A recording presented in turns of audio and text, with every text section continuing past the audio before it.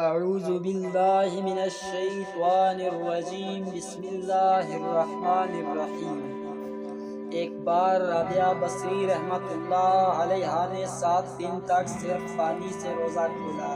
گھر میں روٹی کا ایک لقمہ بھی نہیں تھا۔ افطار کا وقت بہت قریب تھا کہ حضرت رابعہ بصری پر بھوک کا غلبہ طاری ہوا۔ نفس نے فریاد کی، رابعہ آخر تو کب تک مجھے بھوکا رکھے گی؟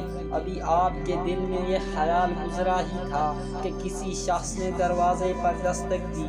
آپ باہر تشریف لائیں تو ایک نیاز مند نیا کھانا لیے کھڑا تھا۔ حضرت رابعہ بصری نے کھانا قبول کر لیا اور نفس سے مخاطب ہوتے ہوئے فرمایا، میں نے تیری فریاد سن لی ہے، کوشش کروں گی کہ تجھے مزید اذیت نہ پہنچے۔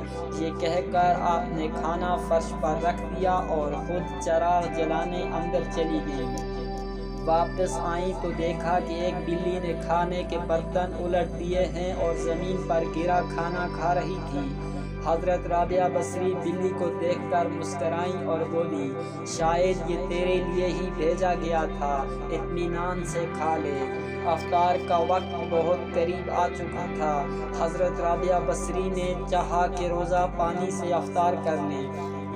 اتنے میں تیز ہوا کا جھونکا آیا اور چراغ بجھ گیا۔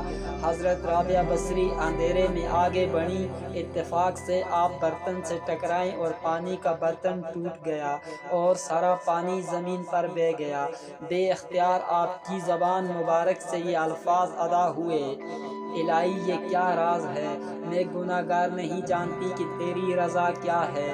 جواب میں غیب سے ایک آواز آئی، اے میری محبت قدم بھرنے والی، اگر تو چاہتی ہے کہ تیرے لیے دنیا کی نعمتیں وقف کر دوں تو پھر میں تیرے دل سے اپنا غم واپس لے لوں گا، کیونکہ میرا غم اور دنیا کی نعمتیں ایک دل میں جمع نہیں ہو سکتے۔ اے رابعہ، تیری بھی ایک مراد ہے اور میری بھی ایک مراد ہے، تو ہی بتا کہ دونوں مرادیں ایک جگہ کیسے رہ سکتی ہیں۔